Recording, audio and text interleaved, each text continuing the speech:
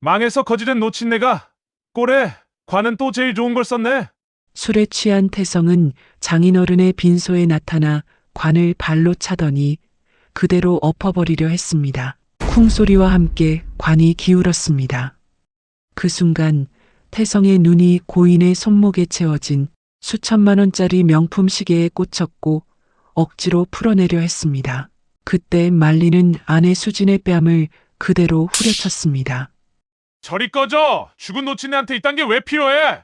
그날 이후 태성의 교수 자리와 전 재산은 모래성처럼 무너지기 시작했습니다. 과연 그녀는 어떻게 남편의 인생을 파멸로 무너뜨렸을까요? 사연을 시작하기 전에 구독과 좋아요 눌러주시고 어디에서 듣고 계신지 댓글로 남겨주세요. 여러분의 가정에 행운이 가득 깃들기를 바라겠습니다. 향 냄새가 빈소 안을 가득 채우고 있었습니다. 오수진은 상주 자리에 꼿꼿이 앉아 조문객들의 손을 하나씩 잡았습니다. 아버지 오병국이 세상을 떠난 지 이틀째 되던 날이었어요. 82살의 노인은 오래된 사업 실패의 상처를 안고 살다가 딸에게 많이 미안해하며 눈을 감았습니다. 수지는 울다 울다 눈물도 다 말라버린 상태였어요. 그저 빈소를 지키는 것, 그것만이 딸이 할 수 있는 마지막 도리였습니다. 조문객들이 줄을 이어 들어왔고 빈소는 조용한 울음과 낮은 목소리로 가득했습니다. 수지는 절을 받으면서도 영정 속 아버지의 얼굴에서 눈을 떼지 못했어요. 젊었을 때 찍은 사진이었습니다. 철물 유통 사업이 한창 잘 나가던 시절의 아버지 모습이었죠. 무뚝뚝하지만 딸 앞에서는 늘 미안한 눈빛을 하던 사람이었습니다. 수지는 그 눈을 볼 때마다 가슴 한쪽이 조여들었어요. 그때였습니다. 빈소 입구 쪽에서 인기척이 느껴지더니 조문객들 사이가 조금씩 흔들렸습니다. 수지는 고개를 들었어요. 남편 윤태성이 비틀거리며 들어오고 있었습니다. 넥타이는 한쪽으로 흘러내려 있었고 얼굴은 벌겋게 달아올라 있었어요. 술 냄새가 빈소 입구에서부터 퍼지는 것 같았습니다. 주변 조문객들이 불안한 눈빛을 주고받았고 누군가 낮게 저 사람이 사위야? 라고 속삭이는 소리가 들렸습니다. 수진의 심장이 빠르게 뛰었습니다. 불안함이 온몸으로 퍼졌어요. 그녀는 자리에서 반쯤 일어서며 태성을 바라보았습니다. 태성은 영정 앞에 서서 절을 올리지 않았습니다. 대신 천천히 주변을 둘러보더니 입꼬리에 비웃음 같은 것이 번졌어요. 그의 눈이 관 위에 얹힌 흰 국화, 수에 고급 원목관 위를 훑었습니다. 망해서 거지된 노친네가 꼴에 관은 또 제일 좋은 걸 썼네. 빈소 안이 순간 얼어붙었습니다. 조문객 몇몇이 귀를 의심하듯 서로를 바라보았어요. 수지는 그 말이 귀에 꽂히는 순간 다리에서 힘이 빠지는 것을 느꼈습니다. 수치심이 온몸을 훑고 지나갔어요. 여보. 수진이 낮고 떨리는 목소리로 불렀습니다. 그러나 남편 태성은 들은 척도 하지 않았어요. 관 가까이로 걸어가더니 수의 자락을 손끝으로 건드리며 가격을 따지듯 중얼거렸습니다. 이게 다 얼마야? 쥐뿔도 없는 노인네한테 돈 아깝게 제일 비싼 것만 해줬네. 조문객들이 웅성거리기 시작했습니다. 그때 태성의 시선이 아버지의 손목에서 멈췄어요. 아버지 오병국의 손목에는 오래된 시계가 채워져 있었습니다. 사업이 잘 나가던 시절 수진이 아버지 생신에 선물한 값비싼 고급 시계였어요. 아버지는 사업이 무너진 뒤에도 그 시계만은 팔지 않으셨더군요. 수진에게는 그 시계가 아버지의 마지막 자존심 같은 것이었습니다. 어떤 어려운 날에도 손목에서 내리지 않으셨던 것이었어요. 태성은 아무 망설임 없이 손을 뻗었습니다. 죽은 노인네가 이걸 왜 차고 있어? 이건 산 사람이 써야지. 그 말이 끝나기도 전에 수진이 벌떡 일어섰습니다. 분노가 온몸을 치고 올라왔어요. 그녀는 빠르게 달려가 태성의 팔을 두 손으로 잡아 끌었습니다. 여보, 미쳤어요? 하지 마. 태성은 눈 하나 깜짝하지 않고 수진의 손을 거칠게 뿌리쳤습니다. 그 힘이 얼마나 셌던지 수진은 한 걸음 비틀거렸어요. 그는 시계를 억지로 빼내려고 손가락을 구부렸고 수진은 다시 두 팔을 벌려 막아섰습니다. 그만하라고요. 그 순간 태성의 손이 허공을 갈랐습니다. 수진의 뺨에 충격이 왔어요. 빈소안이 완전히 조용해졌습니다. 아무도 움직이지 않았어요. 수진은 맞은 자리에 손을 올리지도 못한 채 그 자리에 굳어버렸습니다. 뺨이 타는 듯 얼얼했어요. 저리 꺼져. 죽으면 쓸모도 없는데 유나는. 그 말이 빈소안 공기를 가득 채웠습니다. 바로 다음 순간이었어요. 태성이 관 옆면을 발로 차더니 세게 밀어버렸습니다. 관이 기울어지며 바닥에 부딪히는 무거운 소리가 빈소 안에 울려 퍼졌어요. 조문객들이 비명을 질렀습니다. 여기저기서 사람들이 달려들어 관을 붙잡았고 빈소 안은 순식간에 아수라장이 되었습니다. 수지는 그 자리에 서 있었어요. 눈물이 멈췄습니다. 울음이 나오지 않았어요. 뺨이 얼얼했지만 아픔도 느껴지지 않았습니다.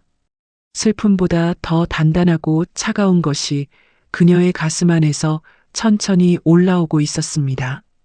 그 순간 수지는 분명하게 깨달았어요. 배신감이 가슴을 가득 채웠습니다.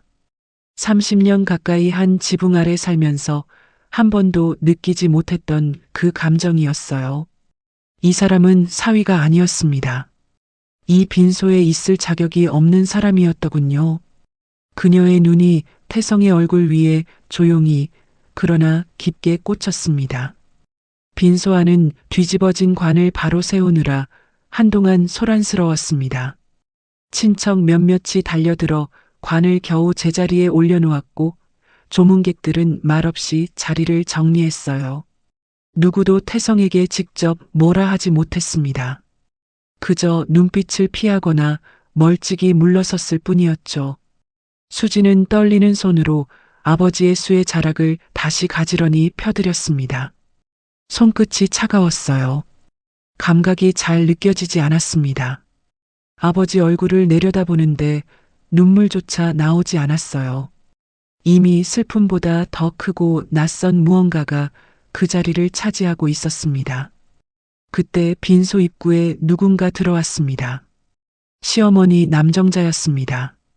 단정하게 차려입은 검은 상복, 반듯하게 빗어넘긴 머리, 겉모습만 보면 흠잡을 데 없는 단아한 노부인이었어요. 정자는 빠른 걸음으로 안으로 들어오더니 주변 눈치를 한번 살폈습니다.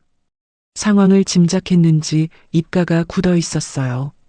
친척 한 명이 정자에게 다가가 낮은 목소리로 있었던 일을 전했습니다.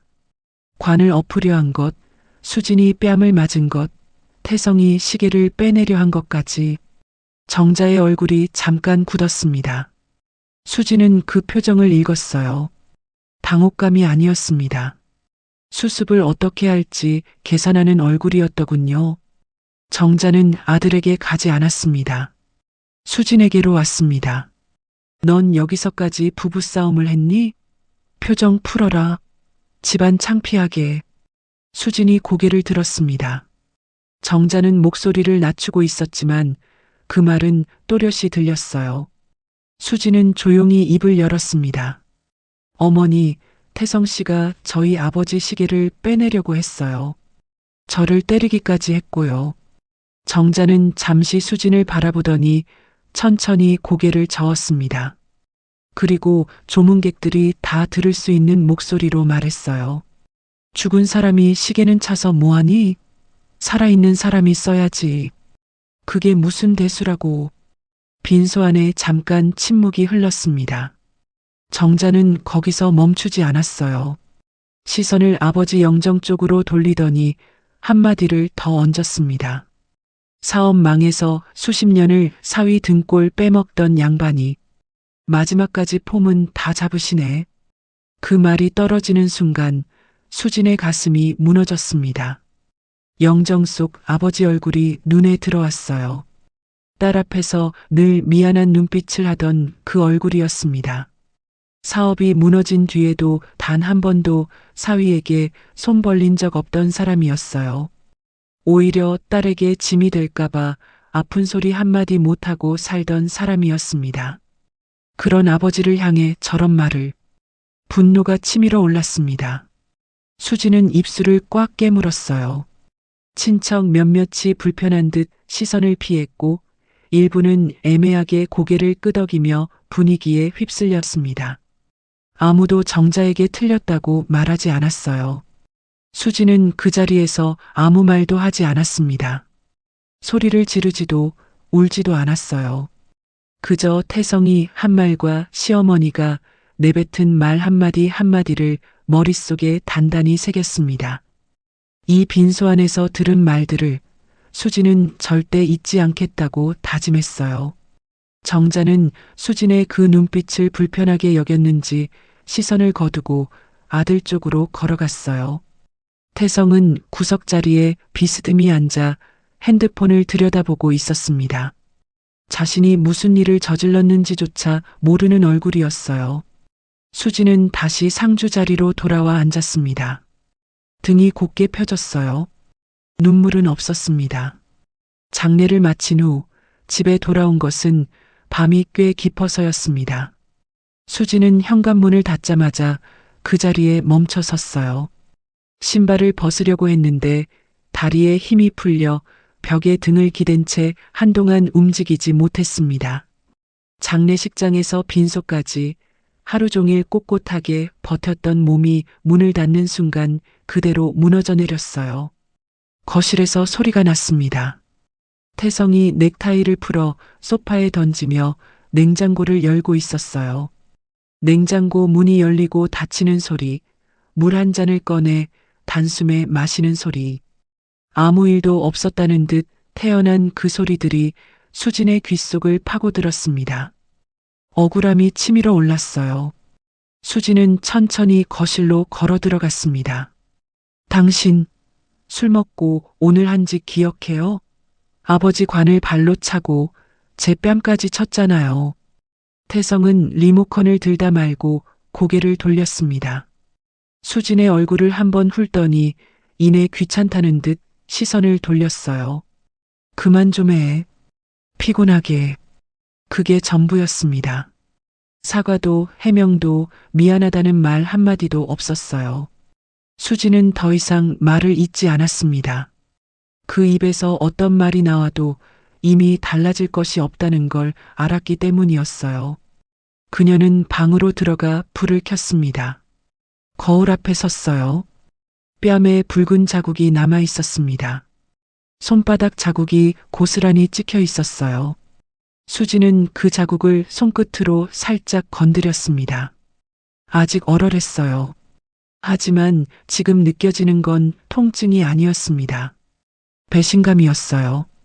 30년 가까이 살아온 남자가 아버지 빈소에서 고인을 모독하고 자신의 뺨을 쳤다는 사실, 그리고 집에 돌아와서도 아무렇지 않게 행동하는 모습이 뺨의 통증보다 훨씬 깊이 박혀 있었습니다. 수지는 침대 옆 서랍을 열었어요. 낡은 일기장이 들어 있었습니다.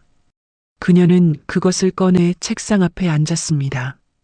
오늘 있었던 일을 잊지 않기 위해 눈물 한 방울 흘리지 않고 또박또박 눌러 썼습니다.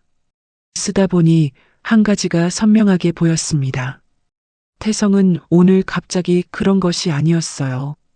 결혼 초부터 장인 앞에서는 공손한 척했지만 돌아서면 늘 씹어댔습니다. 무시당했다고, 인정을 못 받는다고. 하지만 아버지는 한 번도 사위를 대놓고 모욕한 적이 없었어요.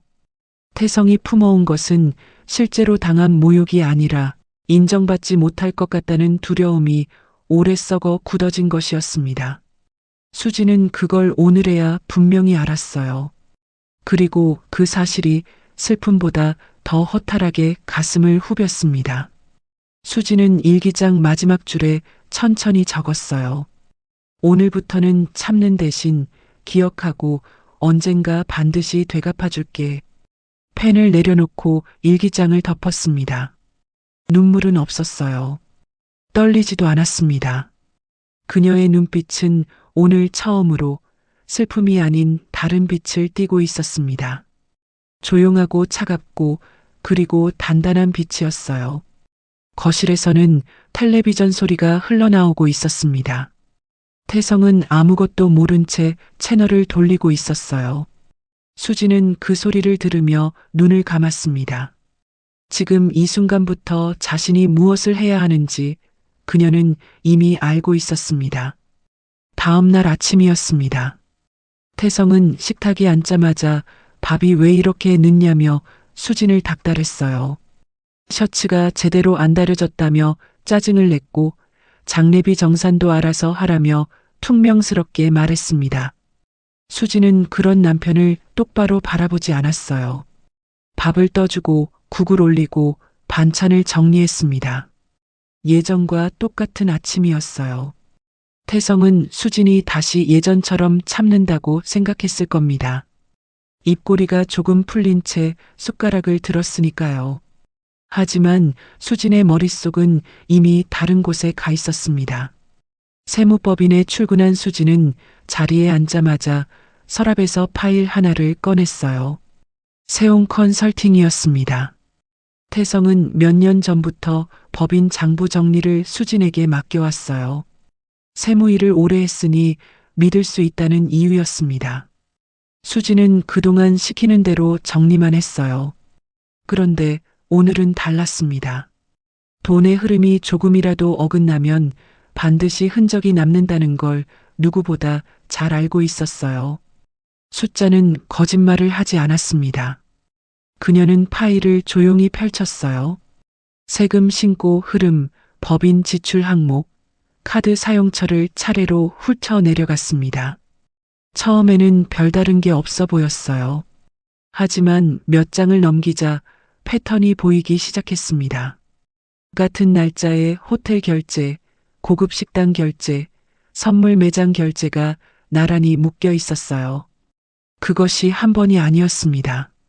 두 번, 세 번, 날짜만 바뀐 채 똑같은 패턴이 반복되고 있었어요. 연구비 항목으로 처리되어 있었지만 연구와는 전혀 관계없는 지출이었습니다. 수지는 그 날짜들을 적어 내려가며 태성이 그날 어디 있었는지 떠올렸어요. 야근이라고 했던 날이었습니다. 학회가 있다고 했던 날이었어요. 학교일이 늦어진다고 했던 날이었습니다. 가슴이 서늘해졌어요. 수지는 감정을 억누르고 이상한 내역들을 따로 추려 메모해 나갔습니다. 손이 빨라졌어요. 퇴근 후 집에 돌아오니 태성은 또 친구들과 술 약속이 있다며 나가고 없었습니다. 수지는 식탁에 앉아 노트를 펼쳤어요. 이혼, 증거, 명예, 법인 돈, 변호사. 5단어를 적은 뒤 그 사이를 선으로 연결했습니다. 수지는 선을 긋고 지우고 다시 그으며 자신만의 지도를 만들어 나갔어요. 그녀는 남편이 무너질 자리를 정확하게 만들기 전까지는 절대 서두르지 않겠다고 마음먹었습니다. 싸움은 목소리로 하는 게 아니었어요. 준비가 끝난 사람이 이기는 것이었습니다. 노트를 덮은 수진의 얼굴은 조용했어요. 하지만 그 눈빛은 달랐습니다. 무언가를 향해 정확하게 조준된 눈빛이었어요. 수진이 장부를 들여다보기 시작한 지 몇 주가 지났습니다. 낮에는 세무법인에서 일하고 밤에는 노트를 펼쳤어요. 호텔, 고급 식당, 선물 매장, 연구비 항목으로 처리되어 있었지만 연구와는 전혀 관계없는 지출이었습니다. 돈이 새고 있다는 건 분명했어요. 하지만 그 돈이 누구에게 흘러가는지는 아직 알 수 없었습니다.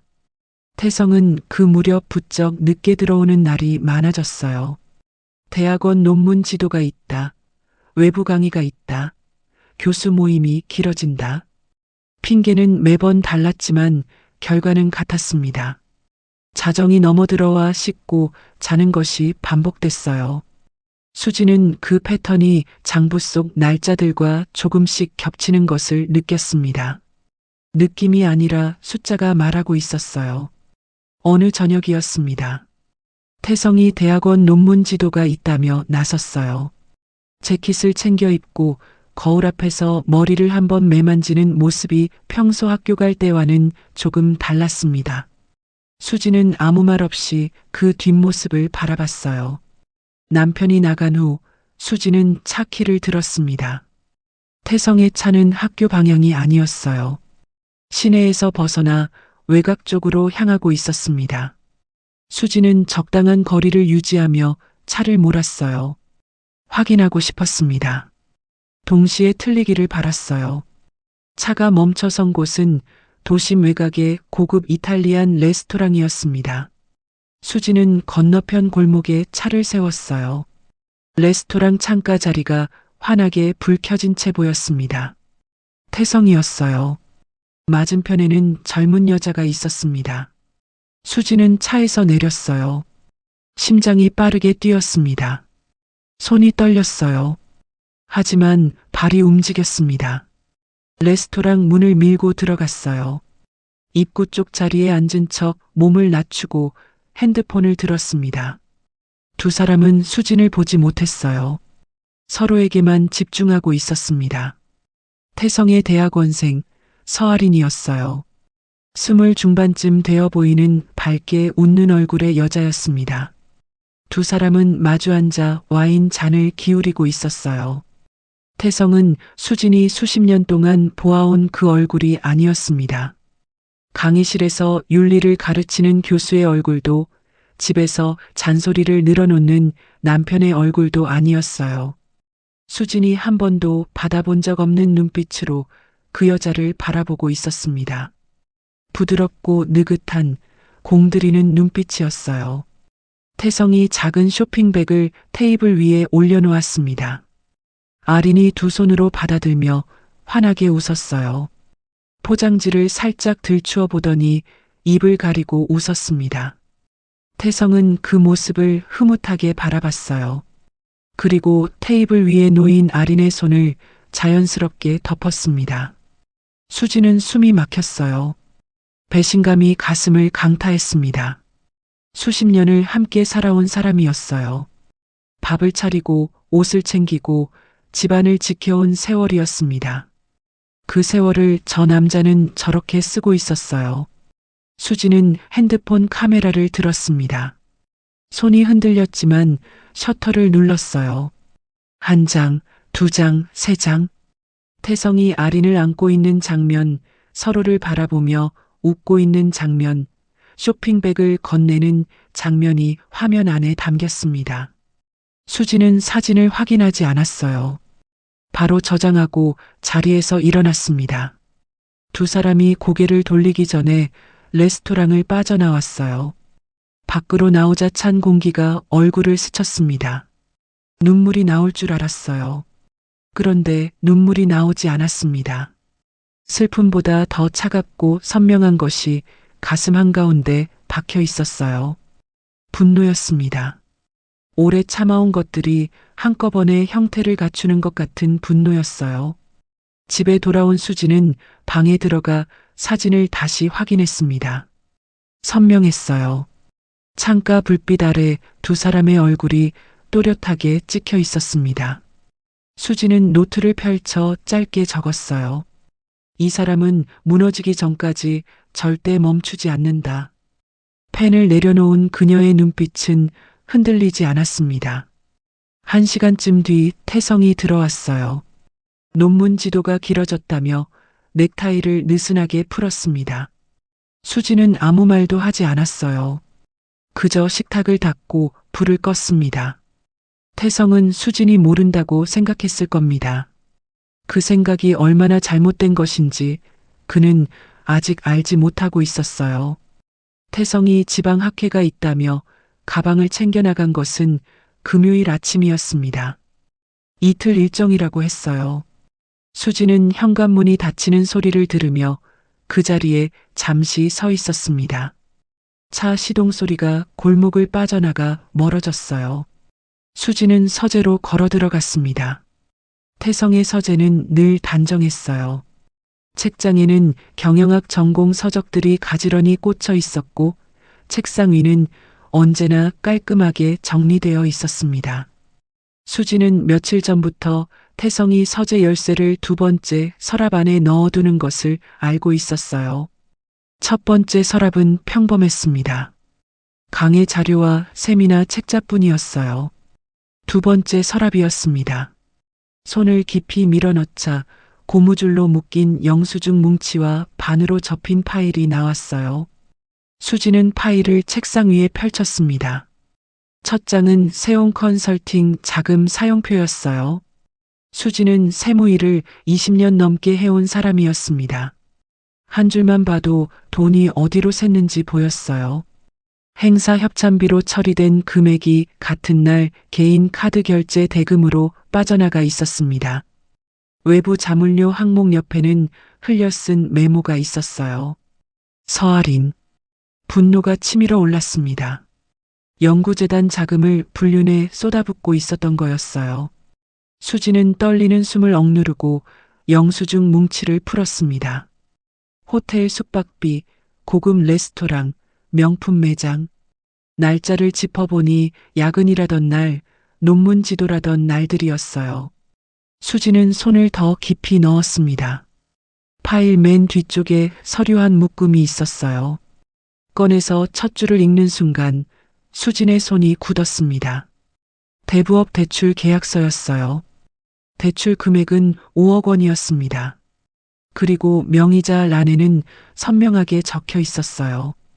오수진. 숨이 막혔습니다. 가슴이 쿵 내려앉았어요. 수진은 서명란을 들여다봤습니다. 자신이 쓴 글씨가 아니었어요. 도장 자국도 있었습니다. 수진이 쓰는 도장이 아니었어요. 손끝으로 도장 흔적을 짚는 손가락이 떨렸습니다. 5억 원짜리 빚이 자신도 모르는 사이에 자신의 이름으로 만들어져 있었던 거였어요. 배신감이 가슴을 강타했습니다. 분노를 넘어 두려움이 올라왔어요. 이 빚이 법적으로 자신의 것이 될 수도 있었습니다. 아무것도 모른 채 5억 원짜리 채무자가 되어 있었던 거였어요. 수지는 계약서를 넘겼습니다. 서류 사이에 메모 한 장이 끼워져 있었어요. 빼곡한 글씨체였습니다. 전화번호 몇 개와 짧은 메모들이었어요. 수지는 그 글씨를 들여다봤습니다.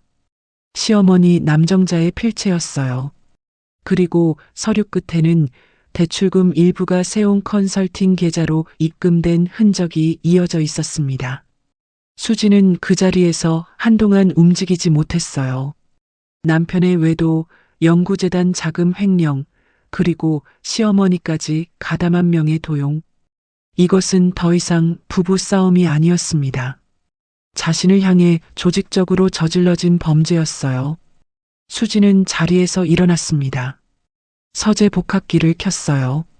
장부 영수증, 계약서, 메모를 한 장씩 복사했습니다. 원본은 정확히 제자리에 돌려놓았어요. 복사본은 날짜별로 정리해 봉투에 나눠 담았습니다. 손이 떨리지 않았어요. 서재 불을 끄고 문을 닫은 수지는 봉투를 가슴에 안은 채 눈을 감았습니다. 이제 필요한 건 감정이 아니었어요. 이 봉투를 어디에 내밀어야 하는지, 누구에게 가져가야 하는지 수지는 이미 알고 있었습니다. 봉투를 가슴에 안은 날로부터 며칠이 지나지 않았습니다. 수지는 변호사 한지영을 만나 증거 자료를 넘겼어요. 한지영은 서류를 한 장씩 넘기며 아무 말 없이 들여다봤습니다. 불륜 사진, 횡령 장부, 명예 도용 계약서까지 훑고 난 뒤 고개를 들어 수진을 바라봤어요. 이혼 소송의 형사 고발까지 전부 할 수 있습니다. 증거가 충분해요. 수지는 그 말을 듣고 나서야 가슴 한쪽이 조금 가벼워지는 걸 느꼈어요. 그런데 바로 그날 저녁이었습니다. 태성의 전화기가 울렸어요. 수지는 거실에서 그 통화를 들었습니다. 태성의 목소리가 평소와 달리 낮고 긴장되어 있었어요.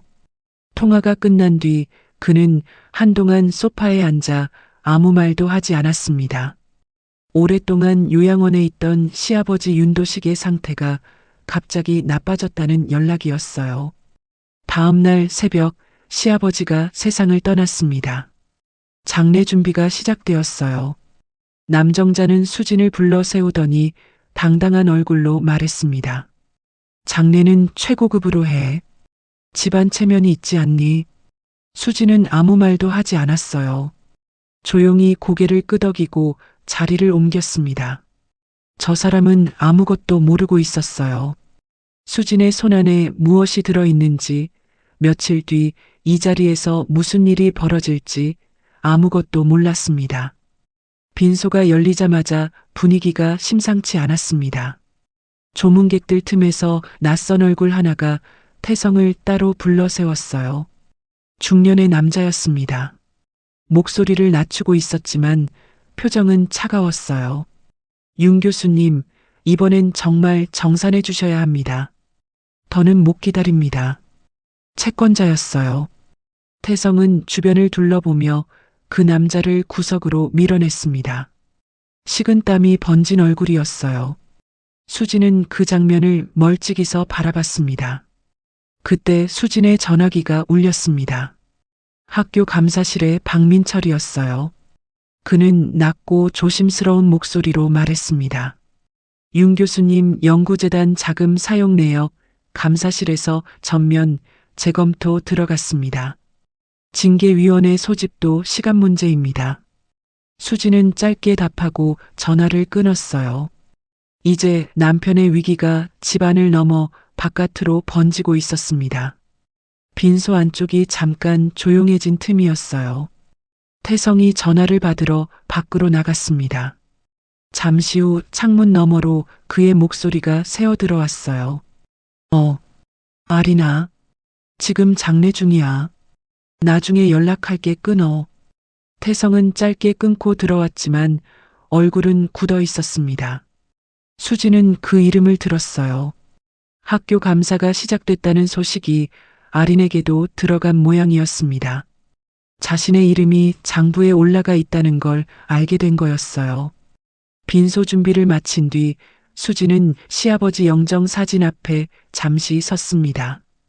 말수가 적고 조용하던 분이었어요. 아들의 오만함도 며느리의 고통도 다 보면서 아무것도 막지 못하고 떠난 사람이었습니다. 수지는 그 영정을 바라보며 입술을 꽉 다물었어요.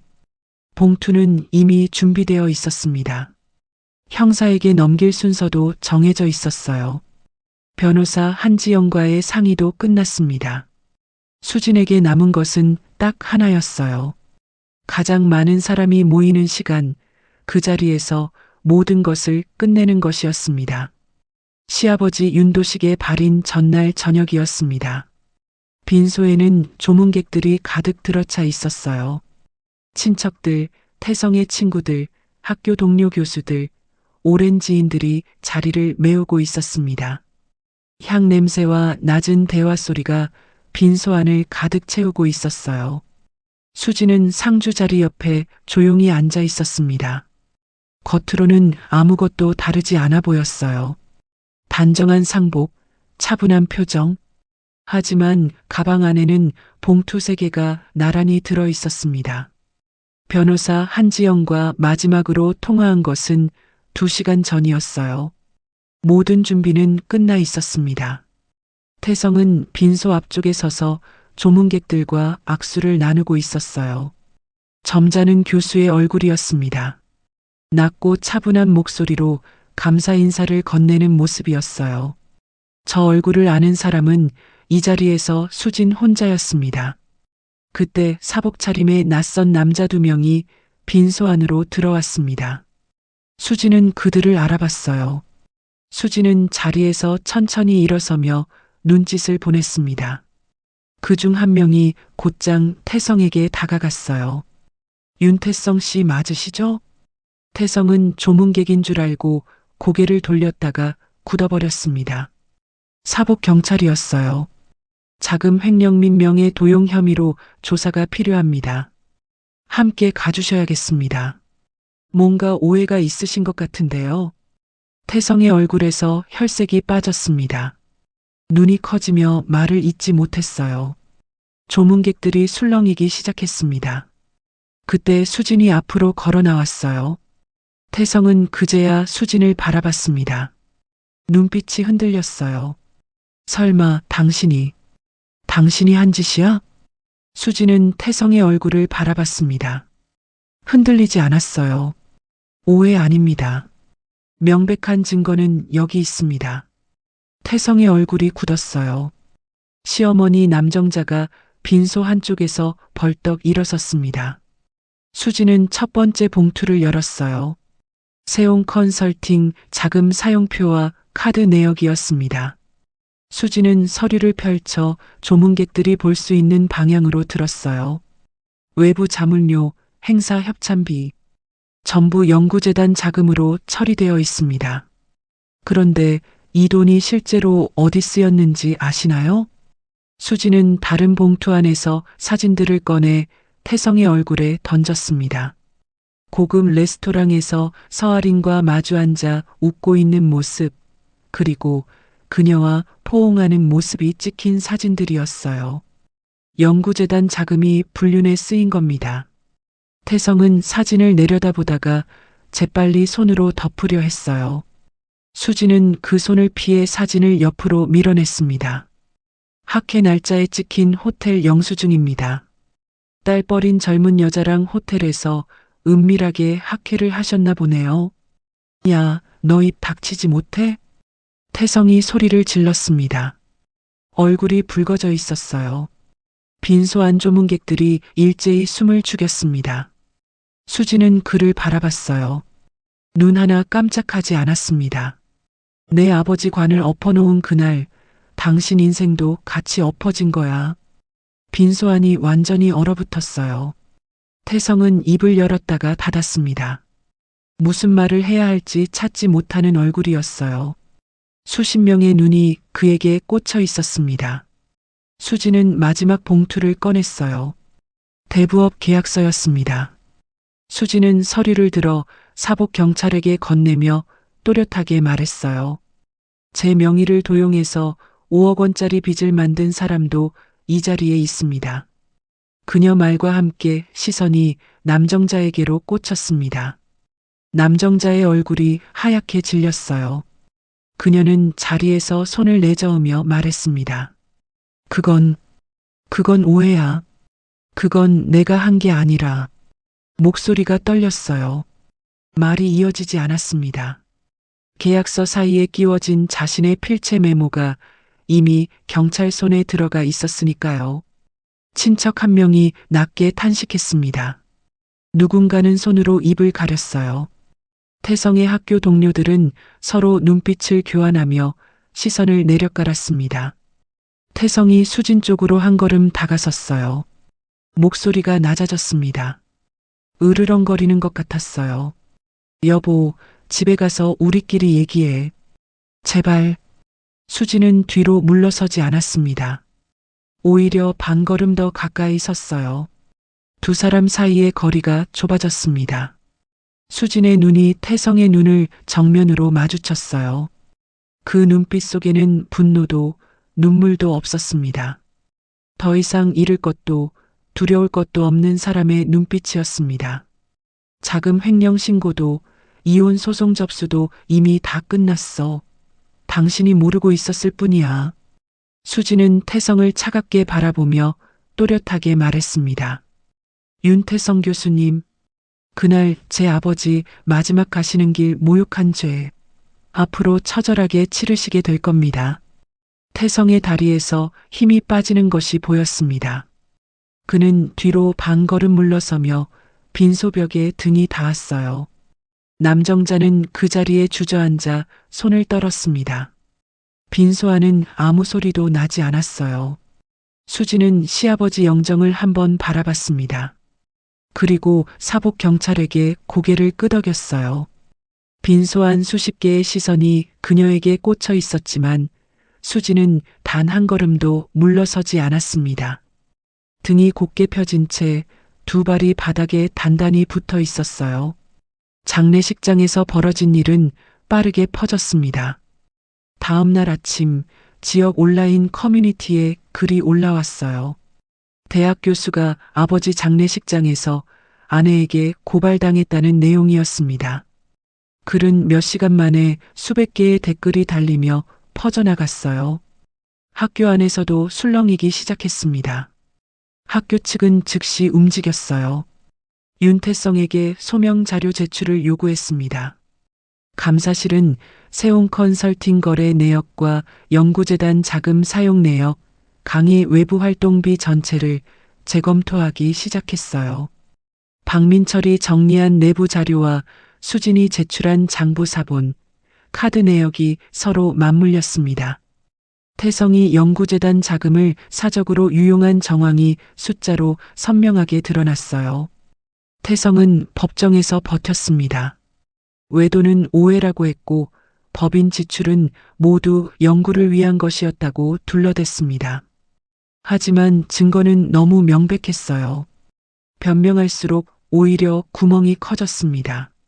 징계위원회의 결론은 간단했습니다. 교수의 품위와 연구 윤리를 모두 어긴 중대한 사안으로 판단한다며 윤태성에게 파면을 결정했어요. 수십 년 경력이 그렇게 끝났습니다. 세용 컨설팅도 버티지 못했어요.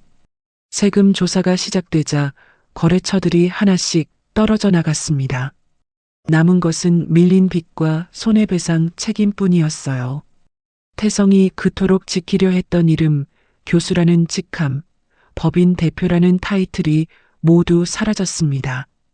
남정자는 더 빠르게 무너졌어요. 며느리 명의를 도용해 5억 원을 대출받은 사실이 수사로 확인됐습니다. 벌금과 민사 손해배상을 피할 수 없었어요. 살던 집을 정리해야 했고 작은 임대 아파트로 옮겨야 했습니다. 아들을 살리려다 자신도 함께 가라앉은 꼴이었어요. 수지는 법정에서 한 번도 목소리를 높이지 않았습니다. 변호사 한지영이 서류를 차례로 제출할 때마다 수지는 조용히 앉아 있었어요. 30년 가까이 모아온 살림, 세무일을 하며 꼼꼼하게 정리해온 기록들이 법정에서 그녀 편에 서줬습니다. 이혼은 확정됐습니다. 재산 분할과 위자료도 수진에게 유리한 결과로 마무리됐어요. 남편과 묶여있던 관계가 판결문 한 장으로 끊어졌습니다. 수진은 법정을 나서며 한 번도 뒤를 돌아보지 않았습니다. 판결문을 손에 쥔 그날, 수진은 오랫동안 아무 말도 하지 않았어요. 기쁘다는 말도 후련하다는 말도 나오지 않았습니다. 그저 오랫동안 짓눌려 있던 무언가가 천천히 내려가는 느낌이었어요. 싸움은 끝났습니다. 이제 남은 것은 자신의 삶이었어요. 시간이 흘렀습니다. 수지는 자기 이름을 건 세무사무소를 열었어요. 오수진 세무사무소. 간판을 처음 달던 날 그녀는 한동안 그 글자를 올려다봤습니다. 누군가의 아내도 누군가의 며느리도 아닌 자기 이름 석자로 서는 첫날이었어요. 사무소는 빠르게 자리를 잡았습니다. 억울한 일을 겪고 나서 더 꼼꼼해진 수진의 일처리를 사람들은 금방 알아봤어요. 입소문이 났습니다. 손님들은 오 선생님은 끝까지 책임져 준다며 다시 찾아왔어요. 수진은 그 말 한마디가 어떤 훈장보다 무겁게 느껴졌습니다. 그러던 어느 날 저녁이었어요. 일을 마치고 사무소 문을 나서는데 건물 입구 앞에 누군가 서 있었습니다. 수진은 그 실루엣을 보는 순간 걸음이 멈췄어요. 남정자였습니다. 한때 기품 있는 척 반듯하게 차려입던 그 모습이 아니었어요. 얼굴은 초췌했고 옷차림도 예전과 달리 낡고 초라했습니다. 사무소 앞에서 들어오지도 못한 채 한동안 서성이고 있었던 것 같았어요. 수진과 눈이 마주치자 남정자는 입술을 떨었습니다. 수진아, 오랜만이구나. 수지는 아무 말도 하지 않았어요.